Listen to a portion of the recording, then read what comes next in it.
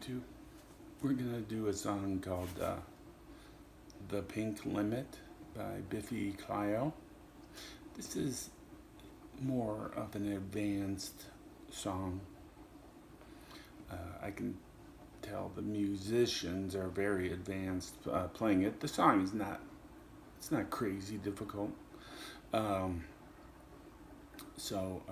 That's in our favor, but I'm going to assume you have some at least advanced beginner kind of guitar knowledge in this lesson. So let's get right into it. Scratch rhythms. Okay, and you can tell that there is high gain distortion being used on the guitar. That's all on one beat. And what that is doing is giving you a clue about the rhythm of the song. This is not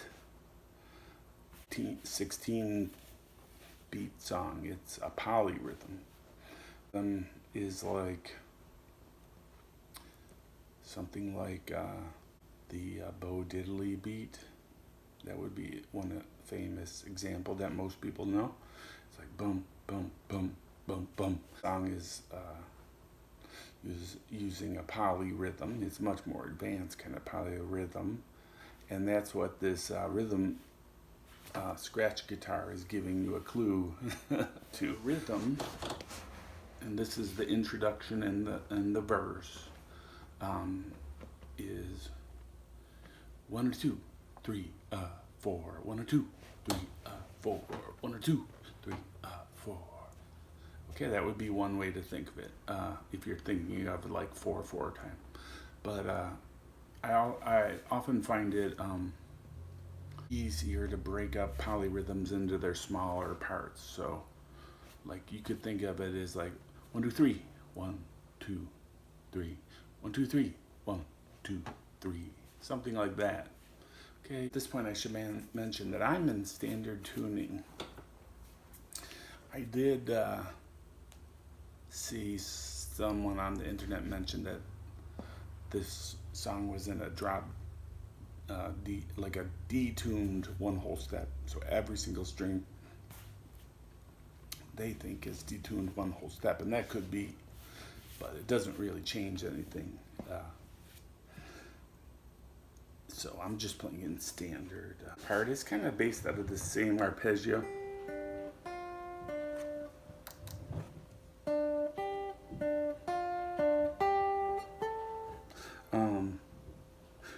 We played this arpeggio, and it's based on the key of G.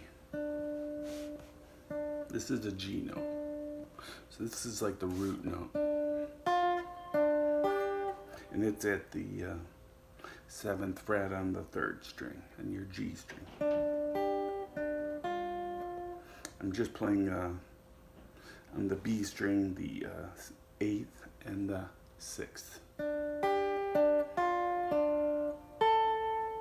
Then we have to jump up to the 10th fret on the B string. And this is like your scale for this song.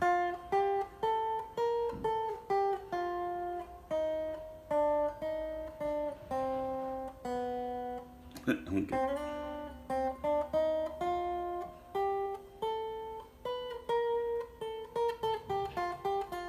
I don't know what kind of scale that is. It's some kind of mode or something, but just think of it as the scale of this song.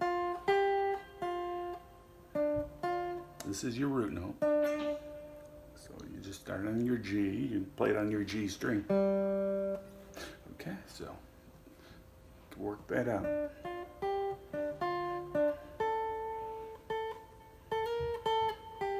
I think that's the next phrase.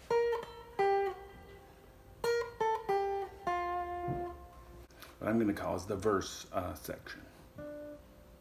So first they introduced the rhythm. Now they're introducing the G, the key of G, and then this scale, this kind of funky scale they're using.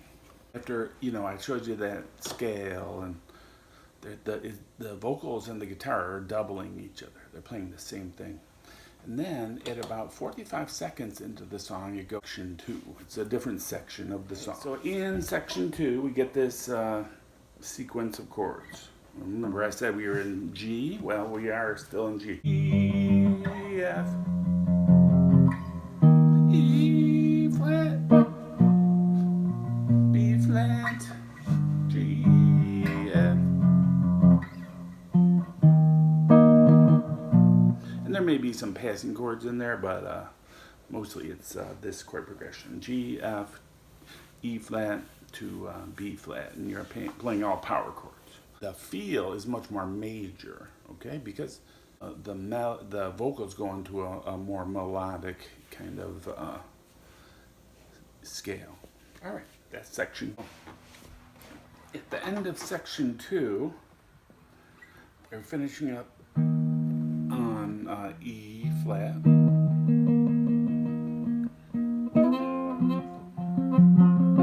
They slide up to F, and then the guitars are playing do do do do do do.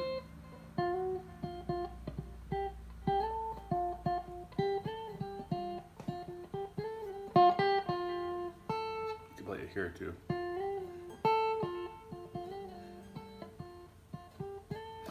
But what I think is going on there is you have two guitars playing like these little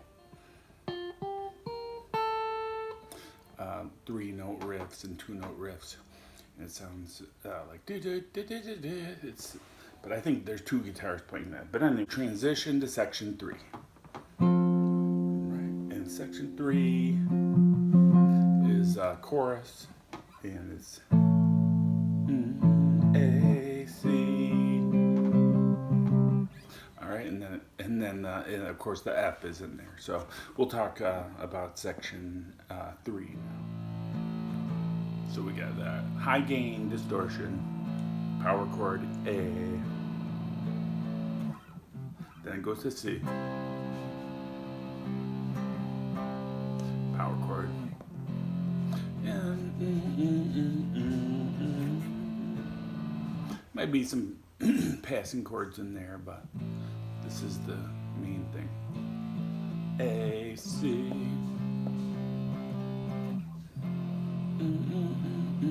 Very catchy. And you can add in some of these on your ring finger, you add in some of those notes. I think what's going on in the recording is at different times the two guitars are harmonizing with each other. But if you add in some of these notes, you kind of get a little feel for that. Here I got like that note in there. Okay. At the end of section 3, the guitar goes, and just like at the beginning of the song, we go into that polyrhythm of section 1. There's no guitar here; it's just the bass. So we don't have to worry about what chords are being played in, and they're just doing this on the guitar, but those are the notes. Play. You want to kind of like let them ring out. Play it like this. All right, but it's virtually the same thing as section 1. It goes back to this chorus or section 3 progression of E, power chords A, C, F. And the singer starts singing, "You always treat her wrong," and the guitar starts doubling it. Always treat her wrong. Octave.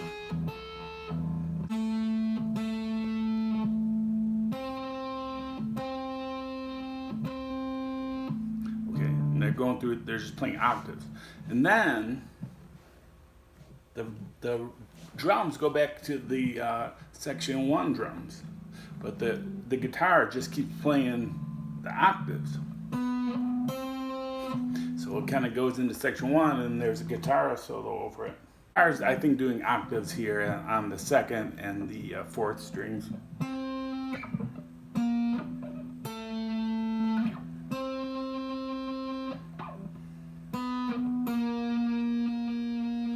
hear that's because the frequencies are interfering with each other.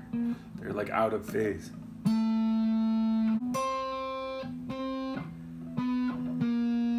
Alright, so they're playing octaves on the second and the fourth strings. So what you gotta do is you gotta remember to keep 2 frets between your fingers. And you gotta mute all the other strings. And it makes it easier if you use 2 fingers to pick. You hear the sound waves are out of phase with each other, and it makes some kind of weird, freaky effects. Especially when you have the high distortion.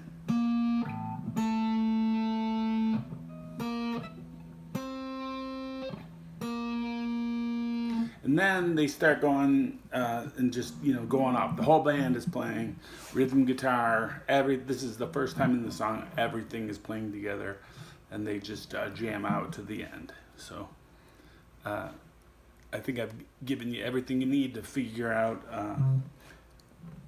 that last part of the song on your own. And if not, leave me a question in the comments and I'll try to answer.